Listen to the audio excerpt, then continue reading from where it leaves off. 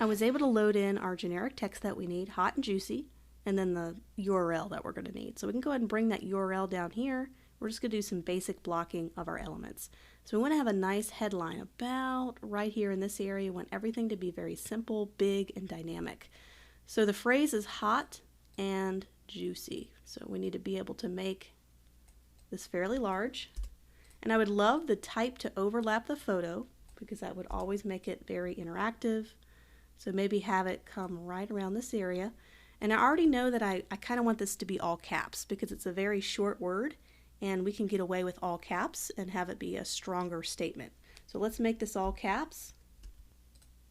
I'm just going to go up here to our character panel and just click on all caps. That'll make it a lot easier for us to do it that way.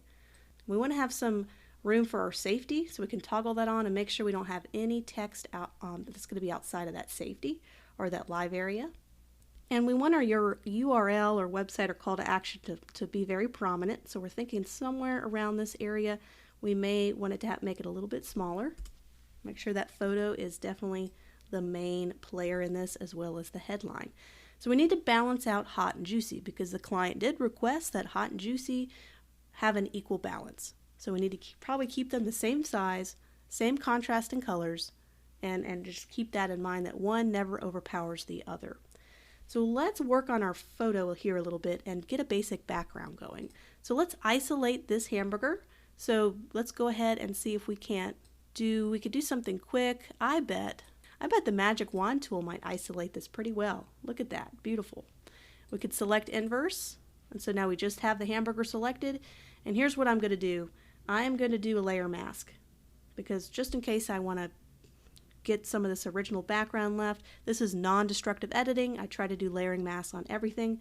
So add a layering mask, and there we are in a background. So let's create our own new background using kind of a light gray. Let's see how that works. Just putting our own background on the top there and maybe make it a little bit darker. Just doing a color overlay and making it maybe like a deep purple. That might be kind of fun. So we have our deep purple on there. We have the hamburger isolated. We can keep this bottom portion, but we really don't want to distract from the hamburger. So what if we took this portion, this bottom portion of the hamburger, and we made it black and white so that it really focuses in on the hamburger. And remember that small little portion is going to be trimmed off. So let's see if we can't isolate just this part. And let's find the right tool. Let's see if we can get the magnetic lasso tool. We're just going to make that black and white. Let's take this and make it black and white. So we're just going to go down to black and white, and I'm in my adjustments layer. Click OK. So all of a sudden the hamburger really pops out. You're kind of ignoring the platform it's on, which is exactly what we want to do. And you have this nice handy little area for the URL to go. And now we know we want to definitely make that white. So we're just making that white. So we're getting kind of a basic layout for this. So let's work a little bit more on the headline, and we can fine tune the colors on the photos a little bit later, but we got kind of a basic layout. Let's make this a very dynamic headline.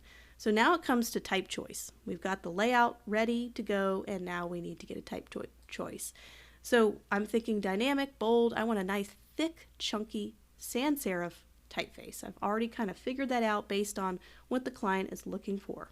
So I already have one kind of picked out ahead of time. It's an Adobe font. You can always find an alternative on Google Fonts, just looking for a big chunky one. And there's one called Amboy. So I'm using Amboy Black, A-M-B-O-Y. Just thought this was a nice modern kind of chunky serif. It's got kind of some interesting curves.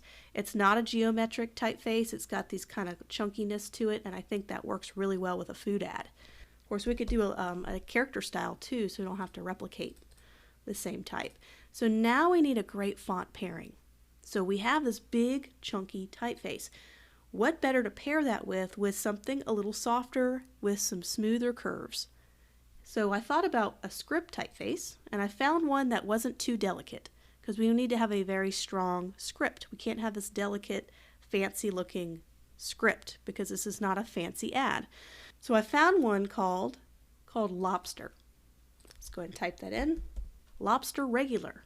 And I thought what was great with this font pairing is, yes, it has kind of these softer curves to counter all these sharp edges, but I also liked how it was thicker too. So when we put all of these effects that we're going to put on the headline, it's really going to be able to stand out among all those different dynamic things we're going to have going on. So it's a very strong typeface.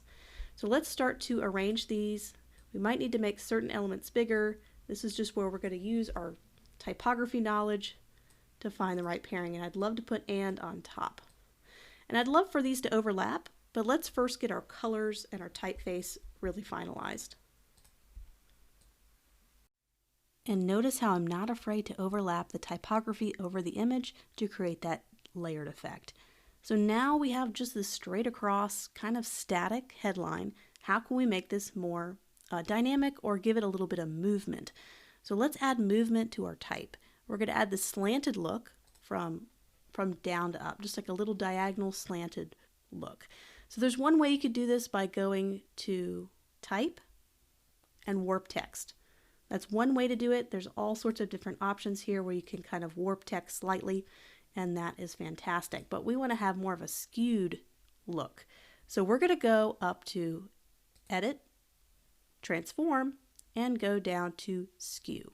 So we're going to do Skew, and I'm just going to tilt this up a little bit to give it a little bit of a movement. And what I like about this is it doesn't warp anything. It keeps everything on the same perspective. So we're going to keep track. See that little degree sign, a 7.4, 6.6. We're going to remember that, so when we do the other ones, we'll know what degree to do it at. So let's do like a nice even 8 degrees. So we're shifting this 8 degrees up right about there. Press Enter. We're going to do the same thing with the other type. Transform, Skew. Let's do 8 degrees, and we can match it. And you could also do it up here too if you just want to do 8. Pop it in. Same thing with our "and." We want everything to be joined together.